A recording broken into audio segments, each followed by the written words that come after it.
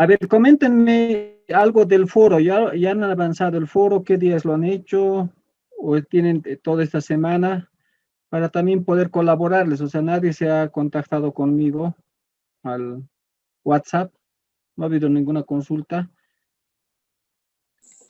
Buenas noches, doctor. Sí, los foros están habilitados hasta el día domingo y no sé si se puede, si está bien que se responda hasta ese día o la evaluación que nos dijo que los 7.5 puntos va a ser ya hasta responder antes de que termine la semana. Ya, les preguntaba, a ver, entren al foro, vean y si tienen alguna consulta al finalizar, unos 10 minutos podemos dar para, si tienen alguna duda. Precisamente los temas de los foros son temas que vamos a estar atentos, como la asistencia no es obligatoria, pero la respuesta más clara la van a tener con el avance de la materia y tal vez alguna parte normativa adicional en búsqueda del Internet, de las páginas del Servicio de Impuestos Nacionales o de la Aduana Nacional. Entonces, verifiquen, por favor, no quisiéramos que el día domingo después estén en dudas cómo hacer el foro. Son 30 puntos de los foros, un buen puntaje, y ahí ya podrían adelantar algo para tener a su favor y obtener la nota mínima de 70 puntos para la aprobación de la materia.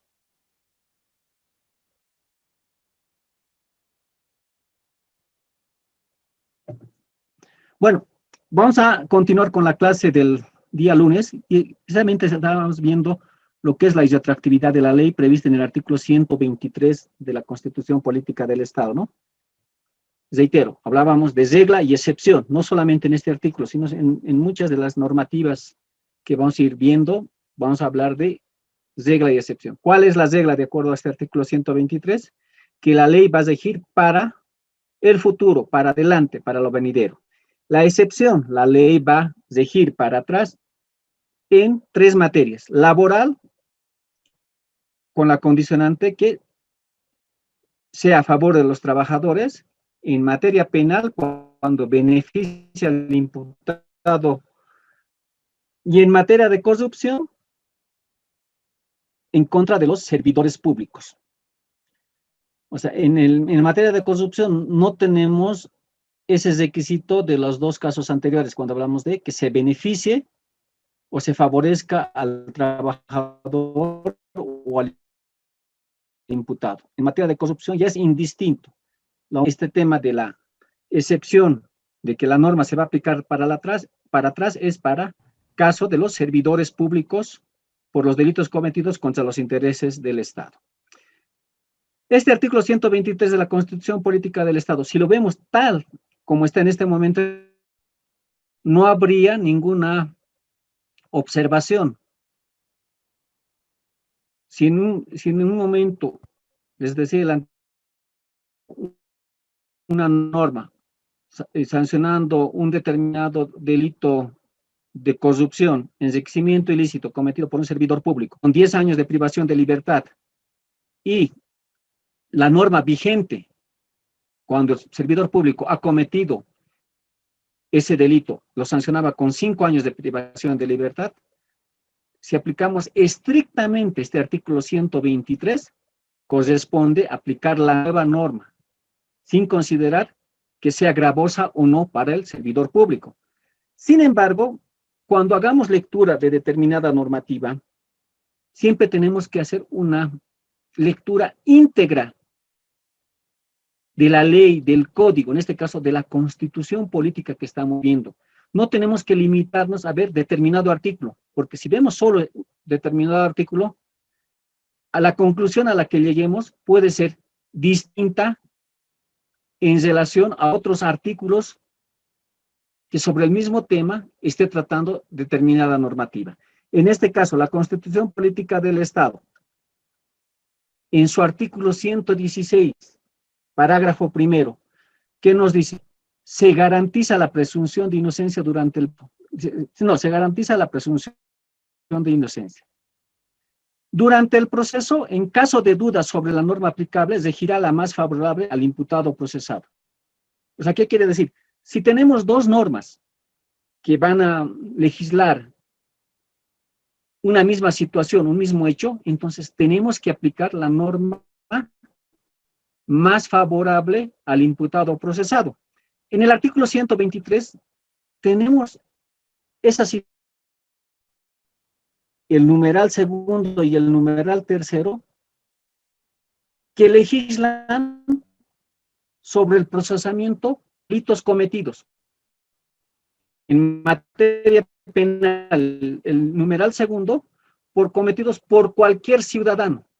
Y en el numeral tercero, cometidos solo por servidores públicos. Pero ya hay dos normas que llevan a dos conclusiones diferentes. Se va a aplicar la norma para atrás en materia penal cuando beneficia al imputado. Y en el numeral 3, en materia de corrupción, no aclara esa situación. Entonces ya tenemos esa disparidad, es decir, al final, en materia de corrupción, que también se va a procesar un delito, la aplicación de la normativa en corrupción para atrás se va a aplicar siempre y cuando sea favorable al servidor público.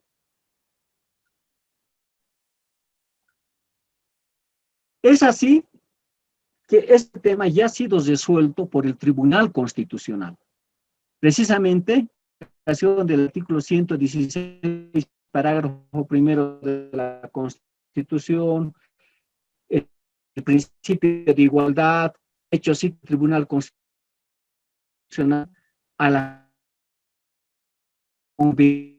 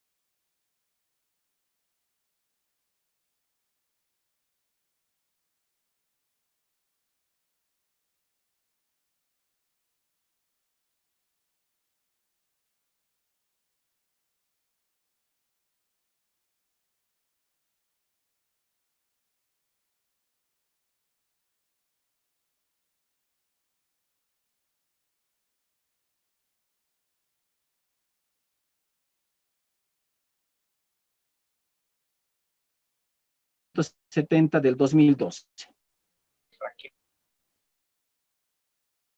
Se va a aplicar la normativa para atrás cuando esa normativa en materia de corrupción sea favorable al servidor público. Eso no lo dice el numeral tercero del artículo. Ya aclarado, velando los intereses del procesado en este caso, de que si hay dos normas, debe aplicarse la norma más favorable. En materia de corrupción, también se va a aplicar la normativa para hechos acaecidos en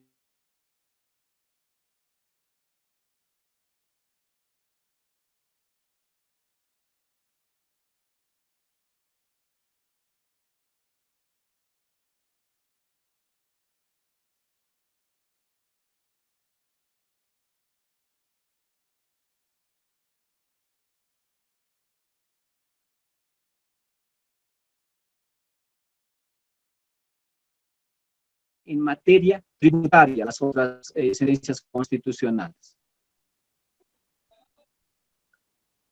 Hablamos de la constitucional 14.9, la 231, son netamente tributarias.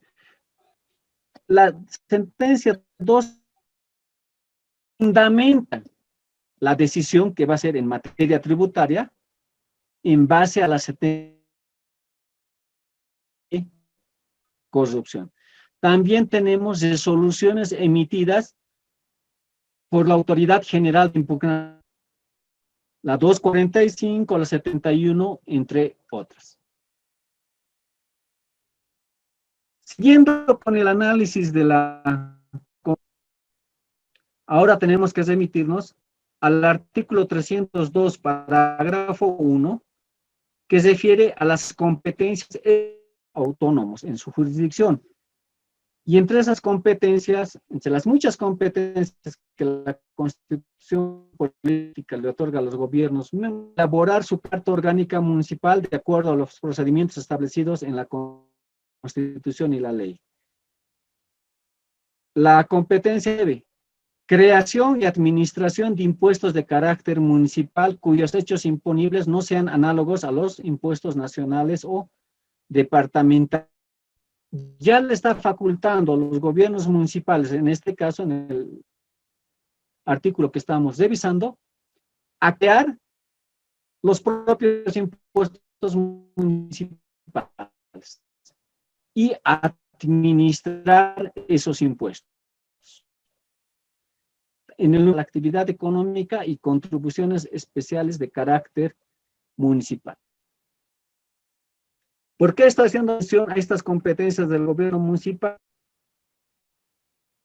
Porque tenemos que ver más adelante, cuando hagamos referencia al principio, si efectivamente la emisión de alguna normativa, ya sea por el nivel central del Estado, hablamos de la Asamblea Legislativa Plurinacional, o por los consejos municipales, responde a los preceptos que la Constitución establece al respecto.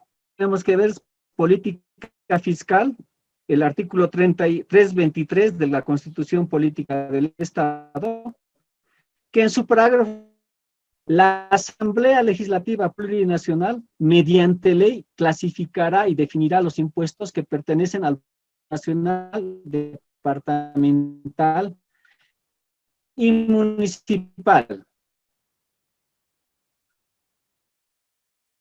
¿Qué implica? Que por disposición, Estado, la Asamblea Legislativa tiene que emitir una ley de clasificación y definición de impuestos. Esta ley ya fue emitida y es la ley 154, que lo vamos a ver más adelante. Este mismo artículo 323, en su parágrafo cuarto, numeral cuarto,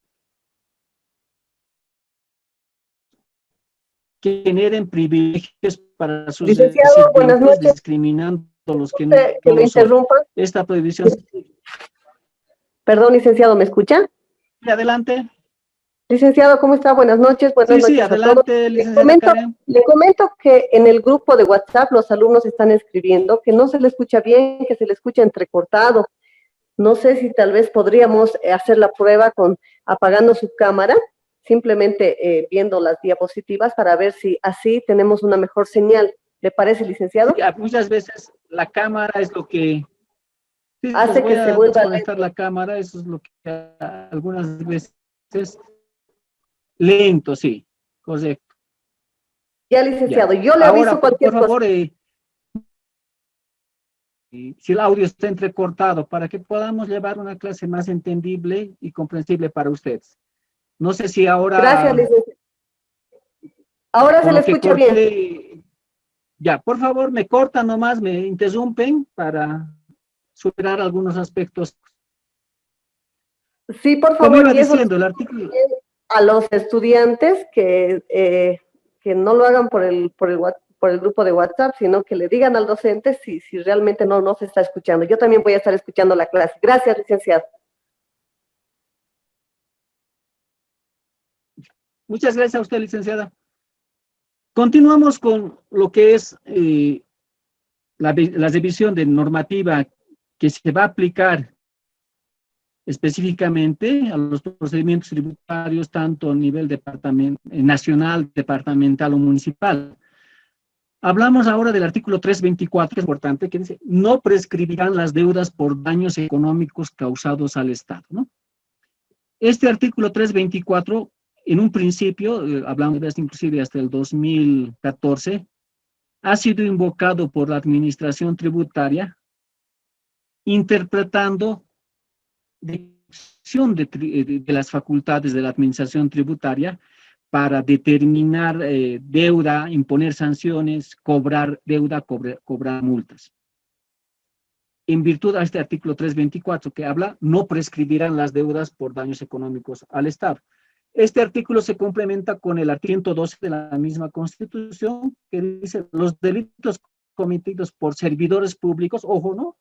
Acá ya está haciendo mención a un sector.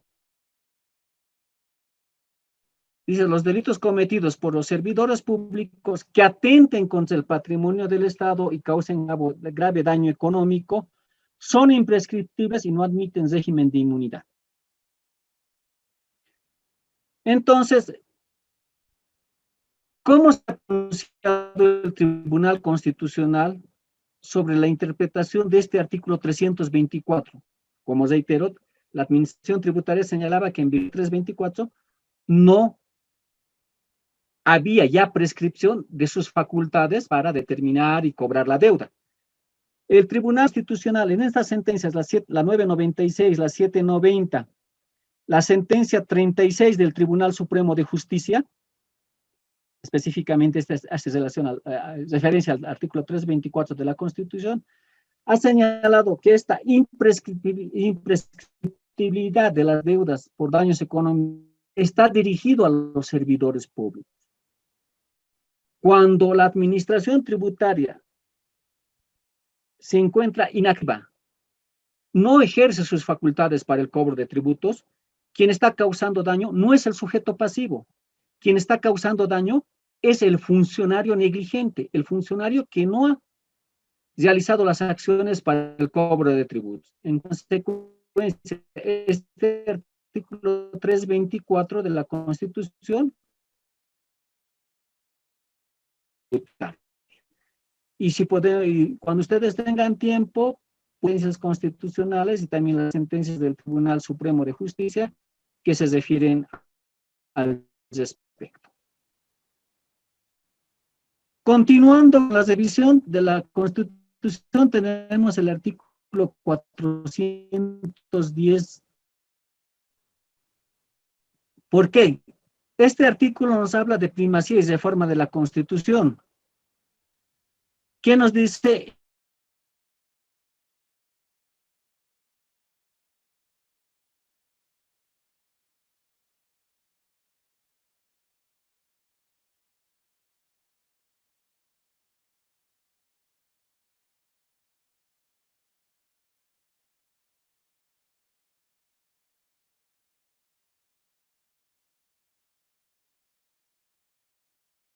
Aprobados por la Asamblea Legislativa, aplicar un decreto supremo. O sea, ¿cuál es el orden para aplicar una normativa?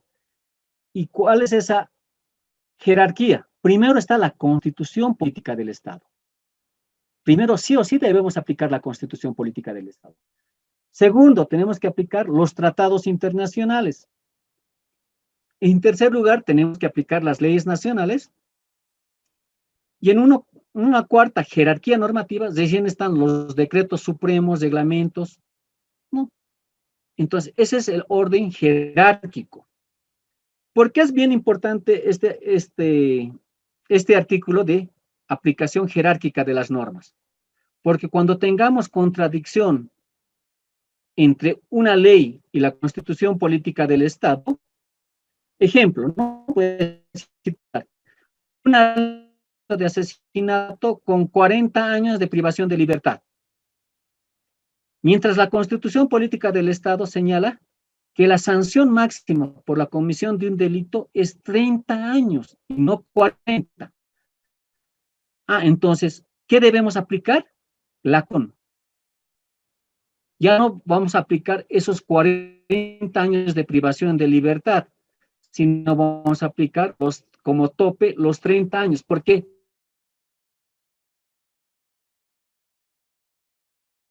Materia tributaria.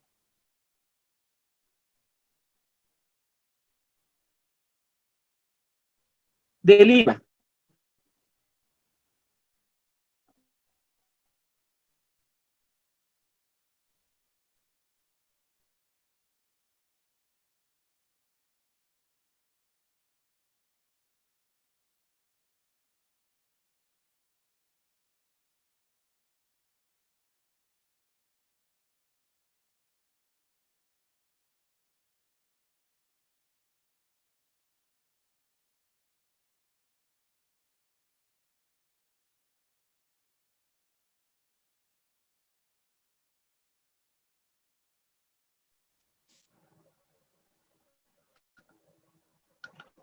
¿Tengo retorno, por favor?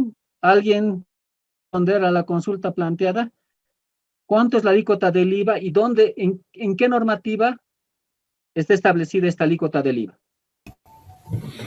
Doctor, es el 13% y está en la ley 843. 13%, ¿no?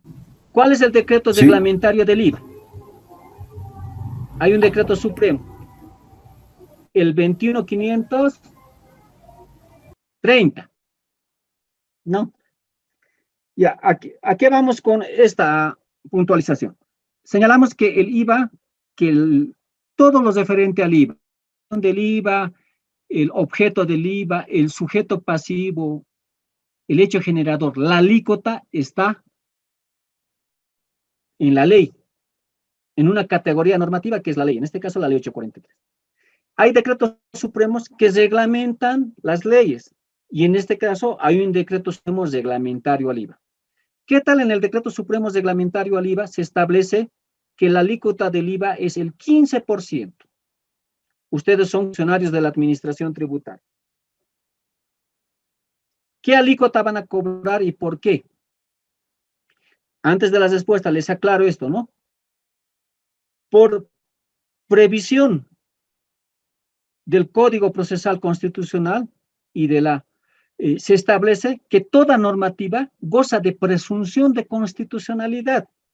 Es decir, toda normativa que se emite, ley, decretos supremos, resoluciones supremas, las mismas resoluciones que emite las administraciones tributarias, gozan de presunción de constitucionalidad. ¿En qué consiste esa presunción de constitucionalidad? Como dice su nombre, se presume que estas normativas infraconstitucional o infraleyes están en concordancia con la ley o con la constitución política del Estado. En consecuencia, esta normativa, en el ejemplo que estamos viendo, el decreto supremo reglamentario al IVA, corresponde ser aplicado. Y en el ejemplo que estamos señalando es que este decreto supremo reglamentario establece una alícuota del 15%. Ustedes, como fiscalizadores de la administración tributaria, cuando estén haciendo una fiscalización, ¿van a cobrar el 15% de la alícuota del IVA o el 13% establecido en la ley? El 15% está en el decreto supremo. Doctor, el 13%, porque está establecido en una norma de mayor jerarquía. Y me agrada la respuesta de Simón.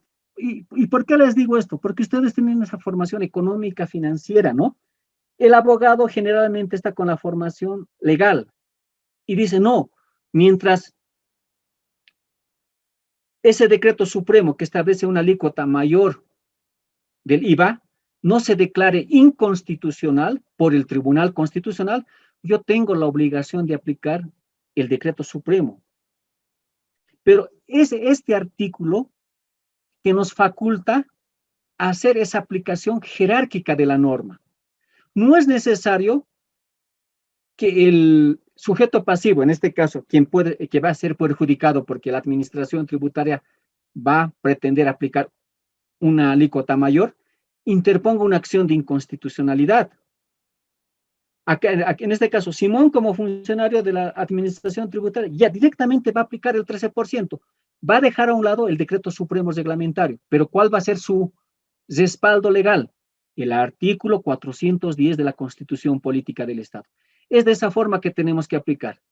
Muchos abogados tienen miedo de aplicar la normativa superior, tienen miedo de aplicar este artículo de primacía de la Constitución.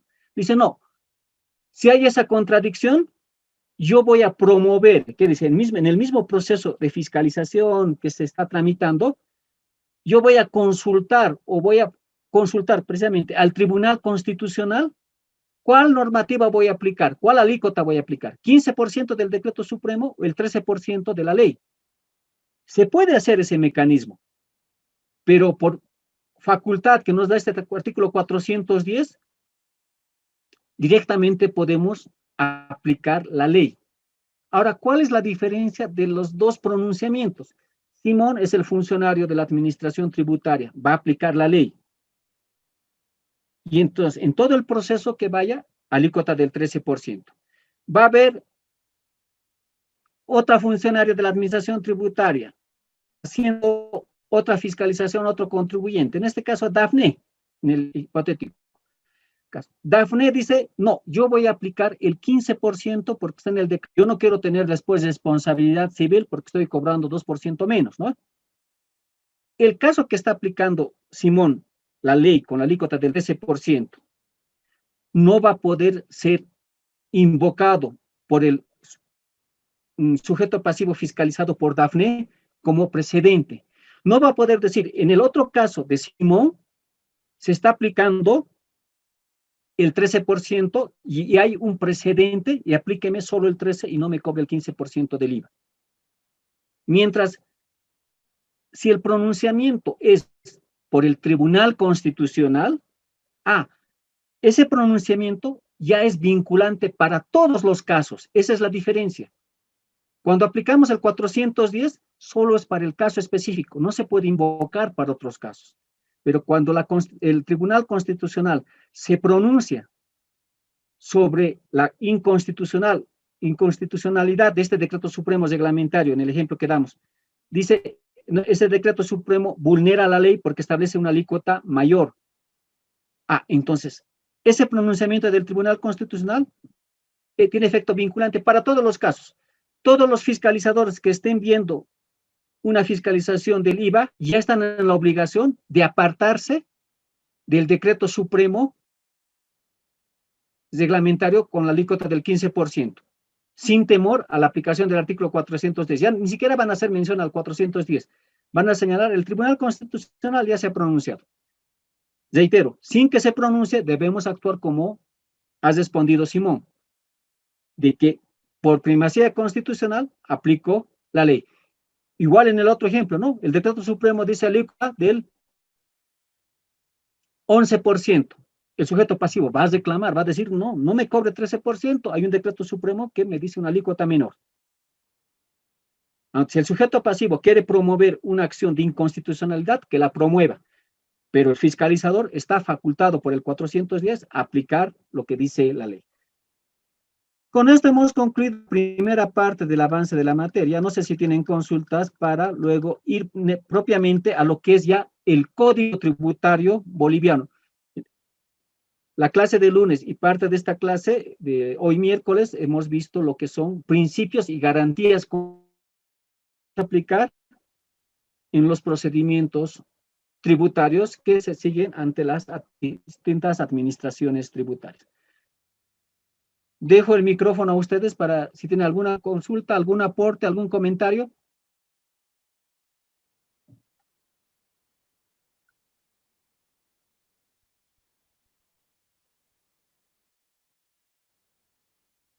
Tal vez les resulte un poco cansador, pero estoy tratando de hacer lo más claro posible porque esta es parte de derecho. Es un poco cansador para personas, digamos, que tienen la formación económica financiera. No dudo de su capacidad, pero es un poco más cansador. Y por eso reitero muchas veces algún punto del cual estoy exponiendo. Si me siguen con la diapositiva y siguiendo la segunda parte de avance de la materia, dice principios básicos previstos en el Código Tributario Boliviano, ley número 2492. Yo voy a señalar cuando hagamos mención al anterior código, la ley 1340, como digo, anterior código tributario. Otros dicen código tributario derogado. Si bien efectivamente nuestro nuevo código tributario, la ley 2492, dice se deroga el anterior código, en la práctica no es así. En la práctica, por casos antiguos, seguimos aplicando el anterior código tributario, porque si fuese derogado no tendríamos por qué aplicar, estaríamos limitados. Entonces, la cita correcta es código tributario vigente, la ley 2492, y anterior código tributario, la ley 1340. Nuestra ley 2492 ha sido promulgado el 2 de agosto del 2003. ¿Qué significa este término de promulgado? Ha sido firmado por el presidente del Estado. Publicado el 4 de agosto del 2003. ha sido publicado, ¿dónde? En la Gaceta Oficial de Bolivia. Y está vigente desde el 2 de noviembre del 2003. Esto lo vamos a analizar más adelante porque estamos puntualizando estas tres fechas: promulgación, publicación y... ¿Qué nos dice el artículo 1 del Código Tributario? Nos habla del ámbito de aplicación del Código Tributario. ¿Dónde se va a aplicar el Código Tributario? Todo lo previsto, lo dispuesto en el Código Tributario, sus principios, instituciones, procedimientos y normas fundamentales que regulan el sistema tributario boliviano son aplicables a todos los tributos de carácter nacional, departamental, municipal y universitario. ¿Qué quiere decir esto? Que el Código Tributario, más antes, ¿no? Las ETAs, las entidades territoriales autónomas, que son los gobiernos departamentales, los gobiernos municipales, ya tienen facultades normativas, sus leyes municipales de creación de impuestos, leyes municipales de exención de impuestos, pero tienen que basarse para sacar esa ley municipal en el Código Tributario. No pueden emitir normativa con carácter de ley municipal o de ley, apartándose de lo que es el Código Tributario.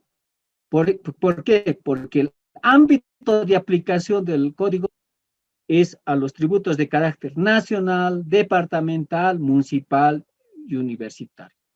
No porque tengan esa facultad legislativa, los gobiernos departamentales y los gobiernos municipales pueden emitir normativa departamental o municipal en materia tributaria, apartándose del Código Tributario. El ámbito espacial del Código Tributario dice: las normas tributarias tienen aplicación en el ámbito territorial o la facultad normativa del órgano competente para dictarlas, salvo que ellas establezcan límites territoriales más restringidos, ¿no? Una normativa tributaria emitida por la Asamblea Legislativa Plurinacional tiene un ámbito territorial de aplicación a nivel nacional, porque está emitiendo el nivel central de Estado. En cada gobierno autónomo departamental de La Paz emite una normativa tributaria, su ámbito espacial de aplicación va a ser los límites del departamento de La Paz. Si hablamos del gobierno autónomo municipal de La Paz, una normativa en materia tributaria, como ha ocurrido hace meses atrás, ¿no? Una condonación de tributos.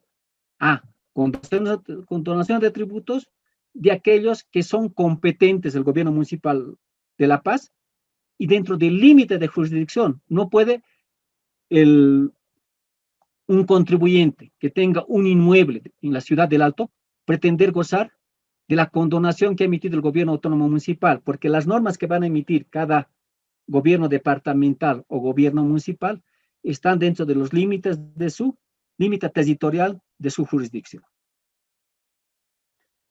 El artículo 3 nos habla de la vigencia de la norma, y eso es lo que íbamos viendo cuando hemos hecho referencia a estas tres fechas. ¿Qué dice el Código Tributario en su artículo 3? Las normas tributarias regirán a partir de su publicación oficial. O sea, ¿cuál es el requisito para la vigencia de una norma? Que ésta se publique. Si hablamos de leyes o decretos supremos, la normativa, en este caso la normativa tributaria, tiene que publicarse ¿dónde? En la Gaceta Oficial de Bolivia. Esa es la instancia que va a publicar y proceder a la venta de los impresos de esa ley para que a partir de su publicación esta ley tenga vigencia. O, ¿cuál es el segundo escenario para la vigencia de la norma? O desde la fecha que ellas determinen, siempre que hubiera publicación previa. Hay leyes que se publican en determinada fecha, pero no entran en vigencia a la fecha de su publicación. ¿Cuál es la regla? La regla es que las leyes, la normativa tributaria va a entrar en vigencia a partir de su publicación. ¿Cuál es la excepción? que a pesar de que está publicada la normativa tributaria, su vigencia está reservada para más adelante. Y esto es lo que ha ocurrido con nuestro código tributario.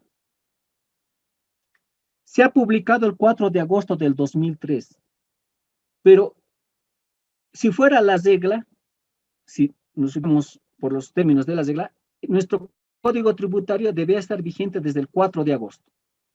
Pero es en el mismo código tributario que se ha señalado lo siguiente: la vigencia de este código tributario será 90 días posteriores a la fecha de su publicación.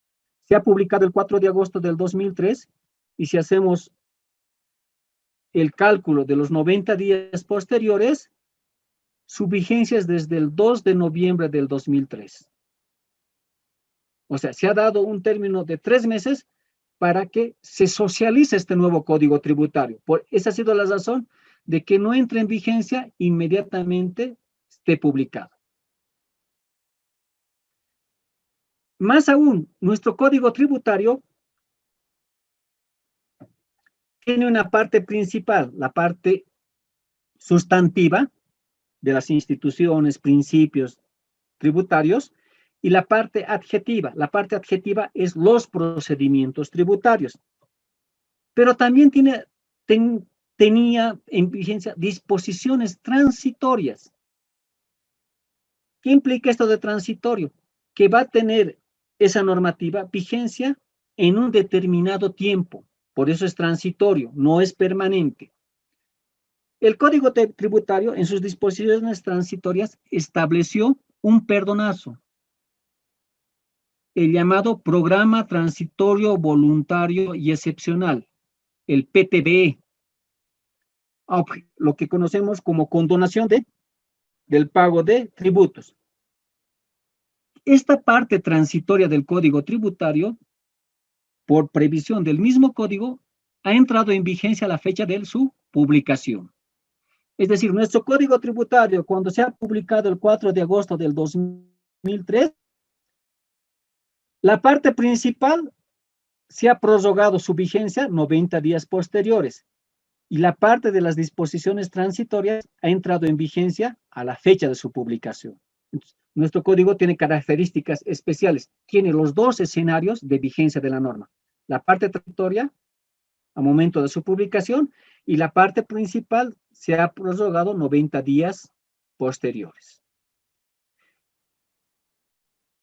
El artículo 2 del decreto 27.3, del decreto supremo 27.310, este decreto supremo es reglamento al código tributario. Hemos dicho, ¿no?, que las leyes, los códigos tienen decretos supremos reglamentarios. En este caso es el decreto supremo 27.310. Y el artículo 2 precisamente también nos habla de la vigencia de la norma, pero de la vigencia de la norma de otras categorías normativas. El Código Tributario en el artículo 3 se refería a leyes y decretos supremos que van a ser publicados en la Gaceta Oficial para que tenga vigencia de normativa. Mientras el artículo 2 se refiere a la normativa que va a emitir las administraciones tributarias, normativa también, reglamentaria al Código Tributario o reglamentaria al Decreto Supremo. ¿Y qué dice este artículo 2? En tanto la administración tributaria no cuente con órganos de difusión propios, o sea, no tenga su propia Gaceta Oficial, como tiene el nivel central del Estado, la Gaceta Oficial de Bolivia, mientras la administración no tenga su Gaceta, lo estamos interpretando de esa forma, será válida la publicación realizada en al menos un medio de prensa de circulación nacional. Es así que las administraciones tributarias realizan sus publicaciones, ustedes han procedido a revisar tal vez, en La Razón, los días domingos. La Aduana Nacional, el Servicio de Impuestos Nacionales, publica sus normativas. Entonces ya está cumpliendo con esta previsión del artículo 2. Cuando la aduana, el SIN, tenga su propia gaceta, su propia impresión de esa normativa reglamentaria, entonces la publica ahí, puede tener inclusive como es la gaceta en la calle Mercado, ¿no? En las mismas oficinas de la administración tributaria, tener un lugar donde el sujeto pasivo, donde el ciudadano pueda comprar esa normativa, ¿no? Ir cada lunes, decir, hay nueva normativa, sí, quiero adquirir. Eso es lo que se tiene con órganos de difusión propios, su propia gaceta. ¿Por qué hago esta puntualización? Parece muy sencillo, tal vez ustedes, profesionales económicos financieros, los han visto en introducción al derecho, algo así en materia, en la carrera profesional que han llevado. Tenemos que analizar cómo las administraciones tributarias realizan la publicación de sus resoluciones de carácter reglamentario. Sabemos que ambas administraciones tributarias, en este caso el SIN y la aduana, emiten resoluciones que son a veces ampulosas, de muchas páginas. El tema de facturación, el tema del proceso de determinación, el proceso de contravenciones, si hablamos en materia del SIN. Antes inclusive sacaban separatas, no sé si se acuerdan, separatas, pero que venía junto con el ejemplar del órgano de prensa de circulación nacional. Usted iba a comprar La Razón y le decía, también hay una separata del SIN, porque la normativa era muy ampulosa. Ahora sacan en páginas completas, ¿no? Letra menuda, tal vez difícil de leer, pero el SIN publica el texto completo de un procedimiento. Hablamos del procedimiento de determinación. No ocurre lo mismo con la administración tributaria de la aduana nacional. Si me acompañan con la diapositiva, tenemos la resolución RD 0108 del 2018, y esto solamente es con fines de ejemplo. No es solo esta normativa, hay muchos procedimientos, muchas normativas reglamentarias que la aduana nacional la publica de similar forma. Aquí esta resolución tiene 3 partes resolutivas, primero, segundo y tercero. Acá en la siguiente diapositiva tenemos la ampliación. ¿Qué dice? Resuelve primero aprobar el reglamento de notificaciones. Más adelante está en el Código Tributario, pero cada administración tributaria tiene facultad de reglamentar en base a lo que dice el código. No puede apartarse, no puede contraponerse a su normativa reglamentaria. Se aprueba el reglamento de notificaciones, que en anexo forma parte indivisible de la presente resolución. Segundo, se deja sin efecto la anterior resolución sobre notificaciones. Y tercero, dice, la presente resolución de directorio entrará en vigencia a partir de su publicación.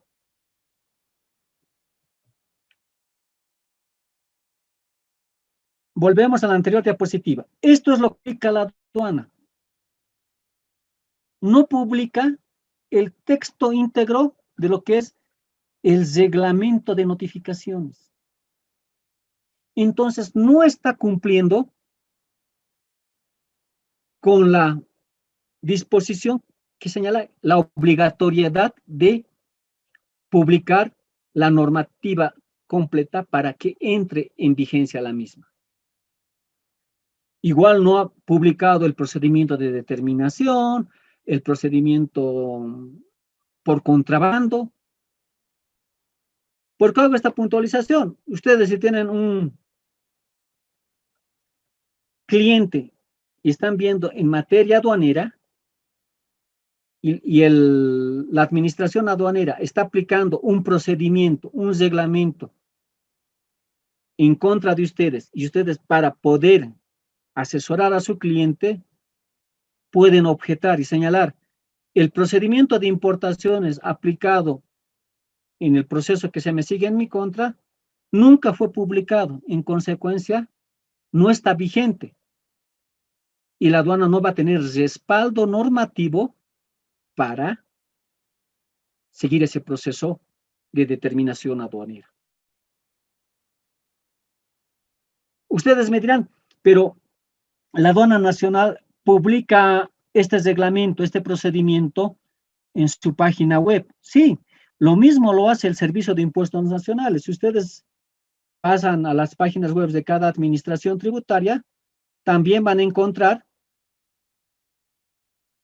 las resoluciones emitidas por las administraciones tributarias en su página web. Pero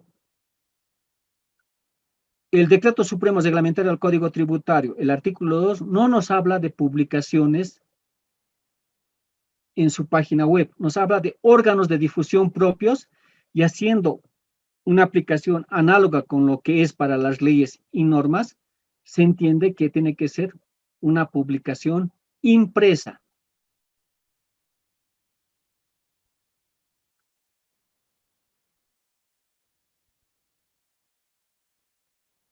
El siguiente artículo que tenemos que revisar con ustedes es el artículo 4. Y yo quisiera que pongan atención, esto es una de las preguntas del foro, está sobre este aspecto. ¿Cuál es la intención que el docente ha planteado en el foro para que puedan estar atentos y trasuntar lo que vamos a explicar acá en el foro que ustedes tienen que desarrollar? Este artículo 4 nos habla de plazos y términos relativos a normativa tributaria, ¿no? Porque puede haber plazos y términos en normativa, en materia administrativa, en materia penal, en materia civil, en materia laboral. Como estamos viendo el Código Tributario, estos plazos y términos son relativos a normas tributarias. Y nos da dos escenarios. El primer escenario, a su vez, con dos subescenarios, que nos habla los plazos en meses. Y señala que estos se van a computar de fecha a fecha. Es decir, si les notifican un 25 en un mes determinado, dándoles el plazo de un mes, este plazo es hasta el 25 del siguiente mes, ¿no? Les notificaron el 25 de enero con algún requerimiento para que ustedes cumplan con la administración tributaria. ¿Cuándo se va a cumplir este plazo? El 25 de... Y aquí hace una aclaración. Si en el mes de vencimiento no hubiera día equivalente, se entiende que el plazo acaba el último día del mes. Les notificaron el 31 de enero, dándoles el plazo de un mes. ¿Cuándo debiera cumplirse ese plazo? Si hablamos por lógica, no hay 31 de febrero. Entonces, por lógica, debiera recogerse este plazo hasta el 1 de marzo. ¿No? Ese cómputo se aplicaría siempre y cuando no hubiera esta aclaración en el mismo Código Tributario. Entonces, como hay esta aclaración, el cómputo tiene que hacerse de acuerdo a esta previsión normativa. 31 de enero nos notifica el requerimiento para que debamos cumplirlo en un mes. Ese plazo concluye el 28 de febrero, porque en febrero no hay 31, no hay 30, tal vez pueda haber 29 si es bisiesto, pero el plazo concluye el 28. Y si es bisiesto, ese año concluye el 29 de febrero. Esa es la aclaración que nos hace el Código Tributario. Del plazo, si el plazo se fija en años, se entenderá siempre como años calendario. Nos notificaron con alguna acción o requerimiento que debemos cumplir el 31 de enero. Nos dan el plazo de un año. Ese plazo vence el 31 de enero del 2021. Nos notificaron el 31 de enero del 2020. Como es de fecha en años calendarios, el plazo concluye la misma fecha del año siguiente. El segundo escenario, en cuanto a plazos y términos, nos habla de los plazos en días.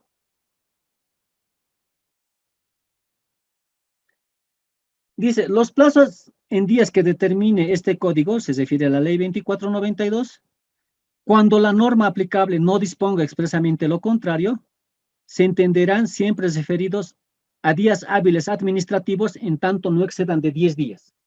Y si en extensos se computarán por días cocidos. O sea, Cuando hay plazos en días, tenemos un corte en el número 10.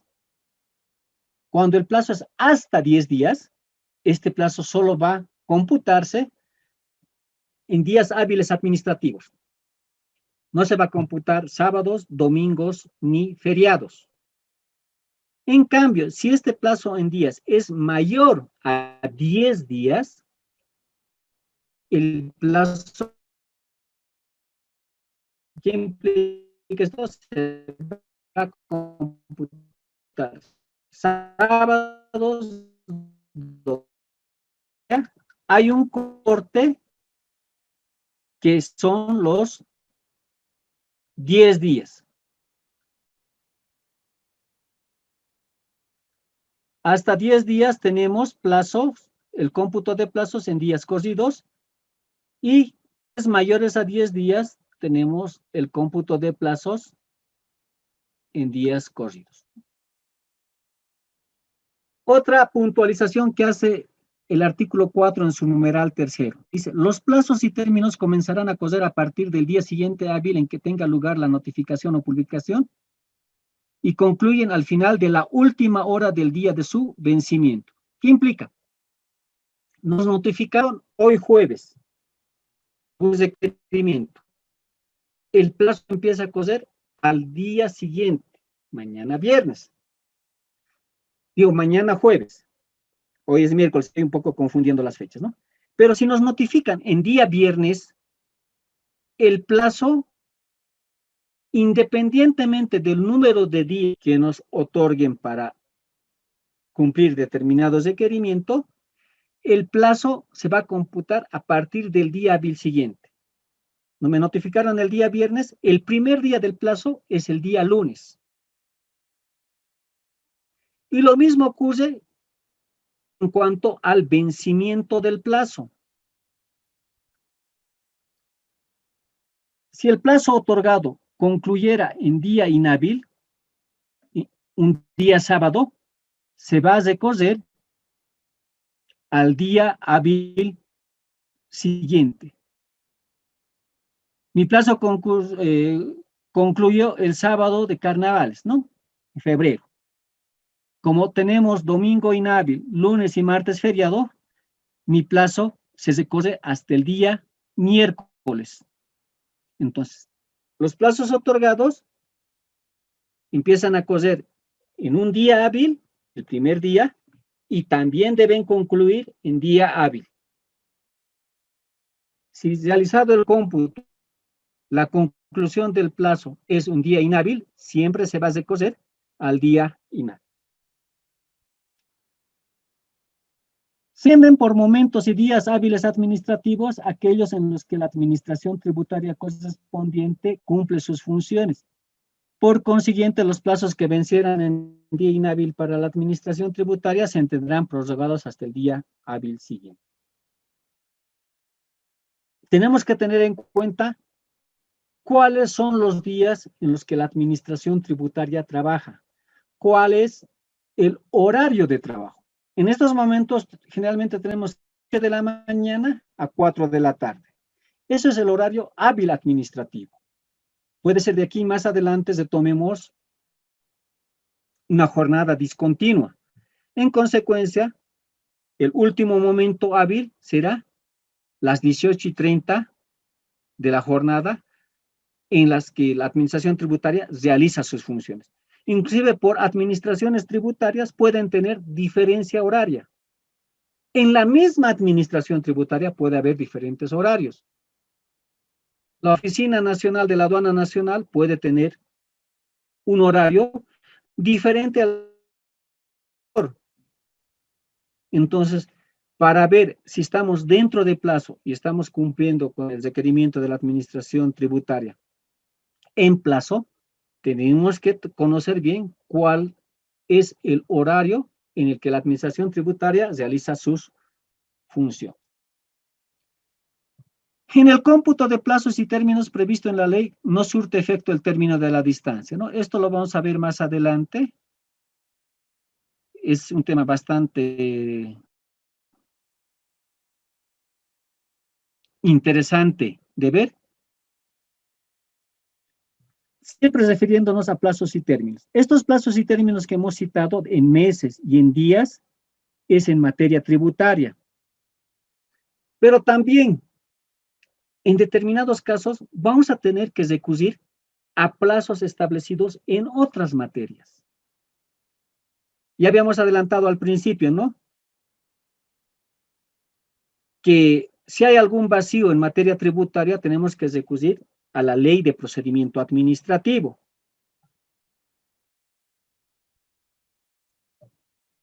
¿Cómo es el cómputo de plazos en materia administrativa? En materia administrativa, los plazos en días, independientemente del número de días, siempre se computan en días hábiles administrativos. El plazo en días tiene un corte, el día 10. Hasta 10 días, días hábiles, mayores a 10 días, el cómputo en días corridos. Mientras que en materia administrativa, precisamente la ley de procedimiento administrativo, el cómputo de plazos, independientemente que sean 5, 10, 30, 90, hasta hay plazos de 90 días, siempre se va a computar en días hábiles administrativos. Ese es el cómputo en materia administrativa. Algunas veces vamos a tener que recurrir a materia civil. Entonces, ¿dónde está el cómputo de plazos en materia civil? Está en el Código Procesal Civil. ¿Y cómo se realiza el cómputo en días en materia civil?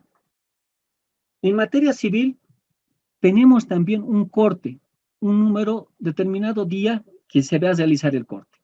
Reitero, en materia tributaria, ¿cuál es el número de día del corte? El día 10. En materia civil, el día de corte es el día 15. ¿Qué implica esto? Que hasta el día, si el plazo que se otorga en materia civil es máximo 15 días, puede ser un día, 2, 5, 10, 11, 12, 13, 14, hasta el día 15, este plazo se va a computar en días hábiles. Pero si el plazo es mayor a 15 días, a partir del día 16, en consecuencia, el plazo va a ser días corridos, ¿no? Entonces, ya les estoy dando la respuesta para el foro.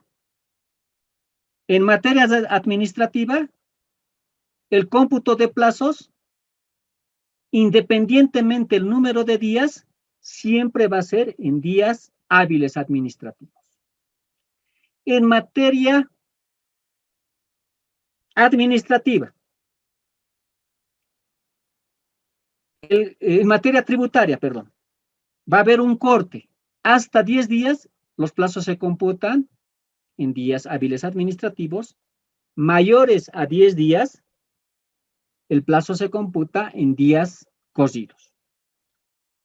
En materia civil, concretamente el Código Procesal Civil, ¿no? Y el plus que tendrían que poner ustedes para el foro es buscar el Código Procesal Civil, qué artículo, dónde dice esta forma de cómputo. En materia civil, los plazos hasta 15 días son en días hábiles. Mayores a 15 días, el plazo se computa en días corridos. Esa es la diferencia.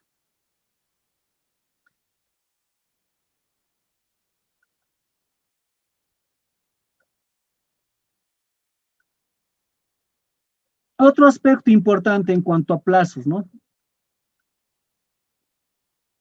Que tenemos que ver. Ustedes, lo vamos a ver más adelante, cómo es el procedimiento de determinación. En un procedimiento de fiscalización, de determinación, hay un inicio, que es la notificación de la orden de fiscalización. Pasa un tiempo, la administración tributaria va a emitir la vista de cargo. La vista de cargo tiene una liquidación preliminar. Eso es lo que tenemos que tener, ¿no? Liquidación preliminar de la deuda tributaria. Y también la tipificación y la sanción por la conducta ilícita cometida por el contribuyente. Notificado con esta vista de cargo, el sujeto pasivo tiene 30 días para presentar descargos. 30 días que el sujeto pasivo dirá, no, yo no debo 100.000 UFBs, está mal la liquidación preliminar que ha realizado la administración tributaria. Efectivamente, reconozco que tengo una deuda, pero es 10.000. Los 90.000 los descargo de esta forma, aquí están mis documentos, aquí está la información. 30 días. ¿Cómo vamos a computar estos 30 días que tenemos de plazo para descargar la vista de cargo? ¿Cómo vamos a computar, señores diplomantes? Ya hemos visto, acabamos de ver el cómputo de plazos en materia tributaria. Días corridos. María Luisa. María Luisa está interviniendo, ¿no? ¿Quién intervino, por favor? María Luisa Muruchi. Ya, María Luisa Muruchi.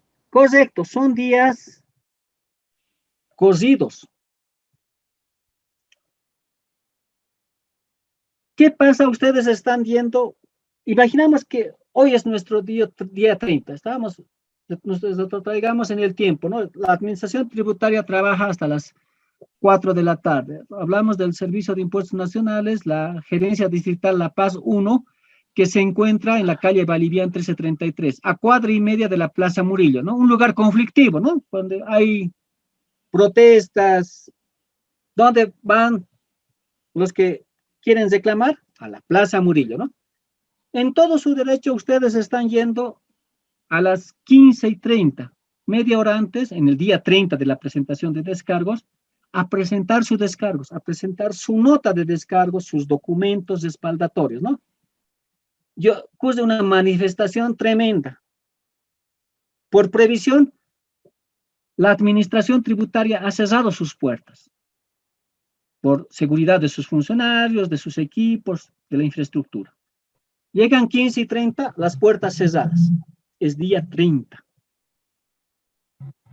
No pueden ingresar. No tienen dónde. Antes podían ir ante un notario de fe pública. Es decir, no puedo ingresar, estoy limitado. Ahora no se puede ir ante notario de fe pública. Van mañana jueves, ¿no? El funcionario de la administración tributaria, en la ventanilla de correspondencia, les va a recibir su nota, les va a recibir sus documentos de respaldo, ¿no? Se les va a poner el sello de recepción. Ustedes van a ir donde el funcionario fiscalizador le va a decir, licenciado, acabo de presentar mis descargos. Ayer vine, pero estaba cerrada la administración tributaria por problemas sociales. ¿Qué les dice el funcionario de la administración tributaria? Señor contribuyente, usted tenía 30 días. ¿Por qué ha esperado hasta el último momento? Sus descargos están presentados fuera de plazo. Tenía que presentarlo ayer máximo. ¿Es justo? ¿Es correcto? ¿Es legal? Generalmente el funcionario de la administración tributaria, generalmente digo, porque no todos, alguno que otro, aplica todos los derechos que tiene el sujeto pasivo. ¿Es correcto que el funcionario de la administración tributaria proceda de esa forma? ¿Qué debe hacer el sujeto pasivo?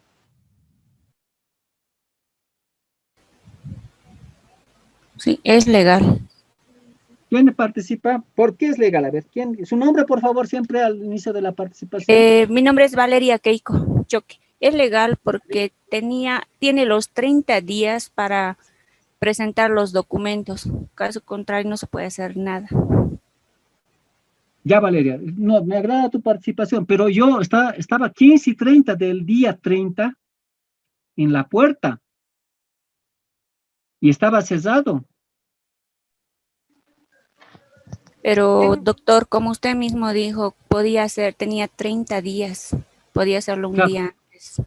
Tenía 30 Pero días. yo no sabía que iba a acudir esa protesta, que iban a cerrar las puertas. Además, yo soy asesor contable de la Cervecería Boliviana Nacional han demorado de enviarme la documentación de todo el país.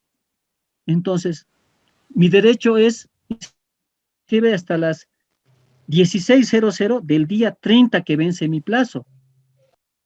O sea, puedo presentarlo el día 1 como al finalizar el día 30. ¿Qué debo hacer en ese sentido? Tiene que presentar una carta justificando prácticamente todo lo que ha pasado y los de la administración tributaria tienen el derecho y la facultad de recibir toda documentación o todo respaldo, todo descargo, por más de que haya sido fuera de plazo. Ellos tienen la obligación de recibir todo. Excelente, Chile. Lo que nos ha hecho Chile es una relación de hecho, ¿no? El hecho, vamos a explicar, como dice, ¿no? Ayer vencía mi plazo, o sea, en los descargos que estemos presentando, tenemos que adicionar las circunstancias que ha ocurrido, porque el día anterior no hemos podido hacer ingresar nuestra nota. Ese es la relación de hecho.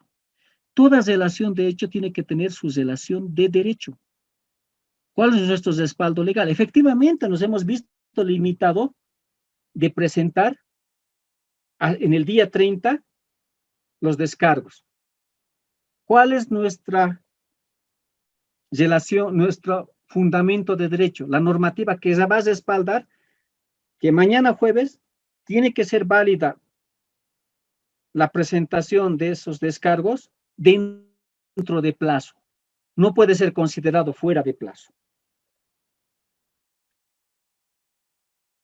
Entonces, en este caso, compañeros, en el código tributario expresamente no está legislado eso. Ya tenemos un vacío jurídico, ¿no? ¿Qué hemos dicho? Cuando hay vacío jurídico, ¿dónde tenemos que irnos? ¿A qué normativa tenemos que ir a revisar? A la Constitución. ¿A qué otra normativa tenemos? No, a la Constitución. Aparte de la Constitución, Dafne está bien, pero aparte de la Constitución es muy general, no es casuística, ¿no ven? Esto es algo ya casuístico, ¿no? ¿Qué pasa cuando se me está presentando un impedimento por cumplir un requerimiento de la administración? Doctora, la ley de ¿Qué otra procedimiento normativa? administrativo. Ya, Simón dice, correcto, la ley de procedimiento administrativo. Por supletoriedad, el Código Tributario dice acudir a la ley de procedimiento administrativo. Pero en el procedimiento administrativo tampoco está prevista esta situación. Entonces, nos vamos a materia civil. Ojo, no por supletoriedad. Nos vamos por analogía, que es diferente, pero también el mismo Código Tributario nos permite. Es así que el artículo 95 del Código Procesal Civil, la ley 439, nos dice, al impedido por justa causa, o sea, yo estaba impedido como contribuyente de presentar, he ido 15:30, estaba impedido de ingresar a la administración tributaria, ¿no? Porque habían cerrado sus puertas. Al impedido por justa causa, no le corre plazo ni le depara perjuicio desde el momento en que nace el impedimento y hasta su cese. Entonces, yo estaba impedido de presentar, he esperado hasta las 4 de la tarde, he llegado 15:30 hasta las 4, no han abierto, seguí impedido. Entonces, ¿qué hago? Voy el día jueves a primera hora, ya mi cita de descargos, ya adicionando este aspecto, ¿no? Lo que decía Chile, las circunstancias que ha ocurrido el día anterior. Y además, digo, cito, el artículo 95 del Código Procesal Civil, que estos descargos deben ser considerados presentados dentro de plazo, porque el día anterior estaba impedido. Esto no debería ser necesariamente señalado por el sujeto pasivo. Pero ¿qué pasa con los funcionarios de la administración tributaria? Van a señalar, como decía Valeria, ¿no? Valeria no conoce materia procesal civil, entonces no conoce sus derechos, ahora ya conoce. El funcionario de la administración tributaria va a decir eso. Usted tenía 30 días, ¿por qué esperar el último día? Pero nosotros tenemos que señalar, este es mi respaldo legal. Por analogía del artículo 8 del Código Tributario, debe aplicarse el artículo 95 del Código Procesal Civil y en consecuencia mis descargos tienen que ser considerados presentados en plazo. Entonces, eso es lo que tenemos que considerar en esos aspectos que ocurren. Muchas veces hay manifestaciones, hay caída del sistema, tantas eventualidades que se puede presentar que no son atribuibles al sujeto pasivo. Ahora, sería atribuible al sujeto pasivo que está yendo en su propio vehículo, sus descargos son 5 cajas. Su vehículo se arruinó. No hay otros vehículos que pasen por ahí. Ya es atribuible a él. Pero cuando la situación no es atribuible al contribuyente, podemos invocar este aspecto del impedimento por justa causa, ¿no? Todos esos aspectos nos estamos preguntando lo que es en el foro, ustedes lo que es desarrollar. Lo que yo quiero es que la atención, la aprehensión que quiero lograr de la clase dictada, la trasunten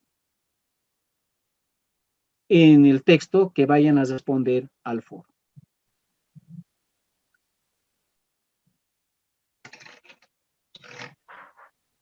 Decíamos en este caso, volvemos a la diapositiva 32. En el cómputo de plazos y términos previstos en la ley 2492 no surte efecto el término de la distancia.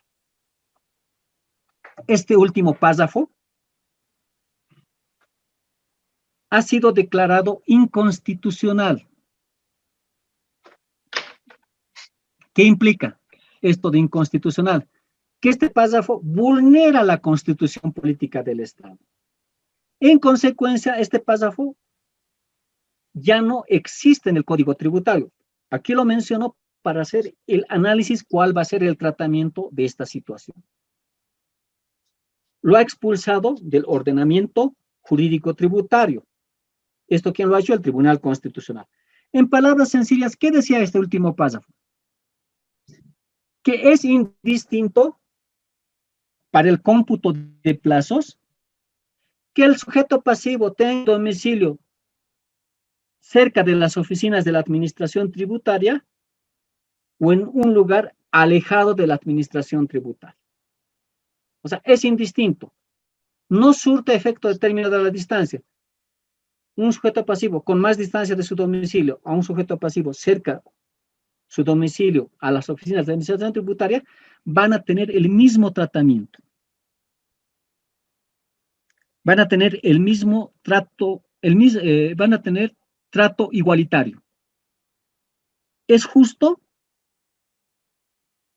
Tal vez con ejemplos extremos entendamos, ¿no? Gerencia Distrital La Paz 1 tiene sus oficinas en la calle Balivián 1333. El sujeto pasivo fiscalizado tiene sus oficinas en la calle Loaiza número 100, a 2 cuadras, ¿no? Tiene el plazo de 30 días para presentar descargos a la vista de cargo. Otro sujeto pasivo tiene su domicilio en el municipio de Palos Blancos, también fiscalizado con una vista de cargo. Muchas veces la transitabilidad, la carretera en época de lluvias es limitada hacia Palos Blancos, ¿no? De acuerdo a este último párrafo, el Código Tributario dice, es indistinto, los dos tienen los 30 días. ¿Es justo que el contribuyente que vive a 2 cuadras tenga los mismos 30 días que el contribuyente que vive, puedo equivocarme en el dato, a más de 200, 300 kilómetros de distancia? No es justo, ¿no ve? Pero el Código Tributario le decía, van a tener el mismo tratamiento. ¿Qué ha señalado el Tribunal Constitucional en esta sentencia 79 del año 2006? Ha hecho referencia a lo que hemos visto, ha hecho referencia a que en el anterior Código Tributario, la Ley 1340, se establecía plazos adicionales por aspectos de la distancia. En materia civil también se establecía plazos adicionales. Decía que hay trato igualitario cuando los sujetos pasivos son iguales. En el ejemplo que estoy dando, ambos sujetos pasivos son iguales. No son iguales porque viven en lugares diferentes, uno cerca y el otro alejado. Entonces, no puede hablarse del principio de igualdad previsto en la Constitución cuando hay un trato desigual, no, cuando se pretende dar un trato igualitario a sujetos pasivos que se encuentran en situación desigual. Es por eso que ha determinado que este párrafo no existe en el Código Tributario. Como hablamos en materia jurídica, sea expulsado del ordenamiento jurídico tributario. Este párrafo, en el cómputo de plazos, y sigue, palabras siguientes, ya no debería estar en el Código Tributario. Y si ustedes lo tienen en sus códigos tributarios, simplemente es a fines de aclaración qué ha pasado con esta previsión normativa.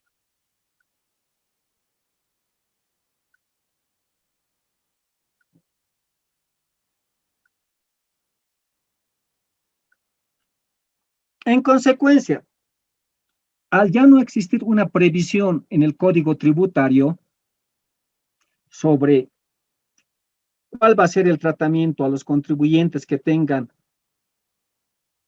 un domicilio distante de la administración tributaria, ¿dónde tenemos que recurrir? ¿A qué otra norma? Porque ahí habría un vacío jurídico. Al principio no había vacío jurídico. ¿Qué decía la normativa tributaria? Trato igualitario. Ese párrafo ha sido expulsado del ordenamiento jurídico tributario, ya se convierte, ya hay la existencia de un vacío jurídico. ¿Dónde tenemos que recurrir? ¿A qué otra materia tenemos que recurrir? Aparte de la Constitución. ¿A qué otra normativa tenemos que recurrir para verificar si en esa normativa hay algo previsto sobre el tratamiento a los administrados, a los contribuyentes que estén en situaciones diferentes? Código Procesal Civil. ¿Cuál es su nombre? Por favor, se identifican Edwin al Villegas. principio. Edwin. Ya. No, primero lo que tenemos que recurrir, ¿dónde es? Supletoriamente. Doctor, a la ley 2341, ley de procedimiento administrativo. ¿Su nombre? María Luisa Muruche. María Luisa. Ya. Sí, supletoriamente a procedimiento administrativo. Verificamos procedimiento administrativo y existe una previsión normativa sobre el procedimiento administrativo. Se refiere a todos los administrados, ¿no? A administración pública, pero lo vamos a trasuntar a lo que es la administración tributaria. ¿Qué dice el procedimiento administrativo en su artículo 21? Dice, las actuaciones administrativas que deban ser realizadas por personas que tengan su domicilio en un municipio distinto al de la sede de la entidad pública que corresponda, tendrán un plazo adicional de 5 días a partir del día de cumplimiento del plazo. Seguimos con el ejemplo que estamos dando. Gerencia Distrital La Paz 1, oficinas, calle Vallivian 1333. Sujeto pasivo fiscalizado, calle Loaiza número 100, a 2 cuadras. ¿En qué municipio están las oficinas de la administración tributaria?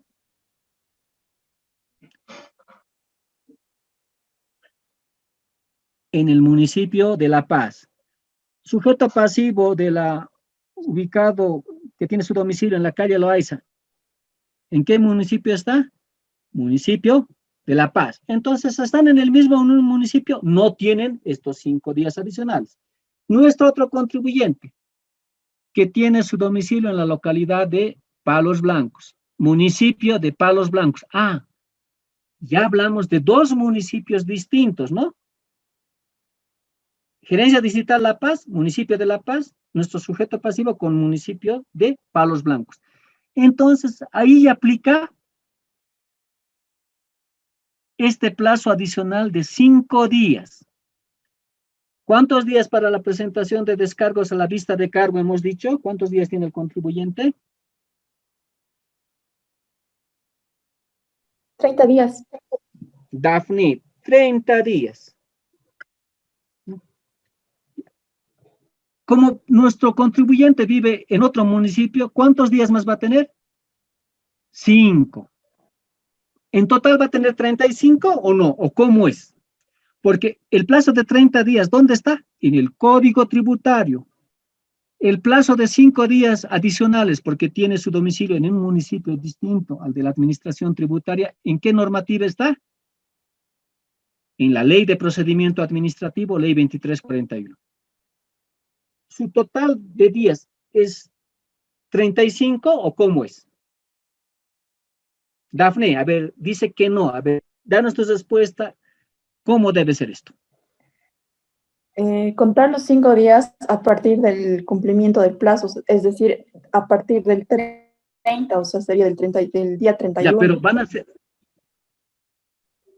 Ya, pero va a ser 35 días, porque hablamos de 30 días para todos los sujetos pasivos y nuestro sujeto de palos blancos, 36. ¿Alguien dice, se pronuncia de una forma diferente? Doctor. Les dejo como... Bien, a ver, Jessica, por favor. María Luisa Muruchis, doctor. Como estamos hablando del Ya, procedimiento Jessica también. administrativo. Ya, María Luisa, ¿qué dices tú? Como estamos hablando del procedimiento administrativo, serían 5 días hábiles. Hábiles. ¿Y nuestros 30 días cómo va a ser? Calendario. Calendario, ¿no? Por eso, primera aclaración que tenemos que hacer, primera puntualización. Nuestros 30 días se van a regir el cómputo de plazos de acuerdo al Código Tributario. Como es más de 10 días, van a ser corridos, ¿no ve? Nuestros 30 días iniciales de plazo son corridos. Nuestro contribuyente de palos blancos tiene adicionalmente 5 días por tener su domicilio en un municipio distinto. Este plazo de 5 días, ¿dónde está? En el procedimiento administrativo. ¿Cómo es el cómputo de plazos en el procedimiento administrativo? Hábiles. Entonces, no es 30 más 5, es 30 días, cómputo COSI 2, a los que se va a adicionar 5 días hábiles.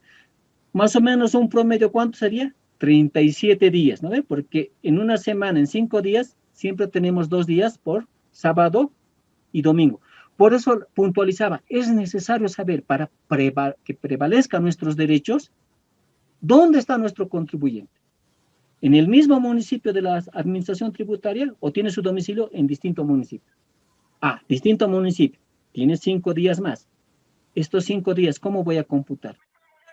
Otros dicen 30 más 5, 35. Ah, 35 días, corridos. No, es 30 días de una forma de cómputo y 5 días otra forma de cómputo. ¿Ya? No sé si tienen alguna consulta o si la tuvieran y la podemos dejar para el día viernes, por favor. Los primeros minutos siempre de cada clase que tomemos va a ser para absolver consultas, aclarar algunos aspectos que les hayan parecido confusos. También podemos aprovechar unos segundos más si tienen algo concreto de la clase de hoy.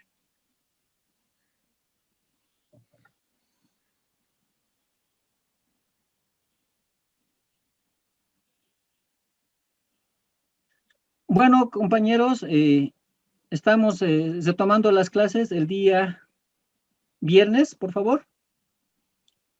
Para la próxima semana les adelanto, yo el día miércoles siguiente, el día miércoles 25 de noviembre, tengo participación en un evento realizado por el Colegio de Contadores de La Paz.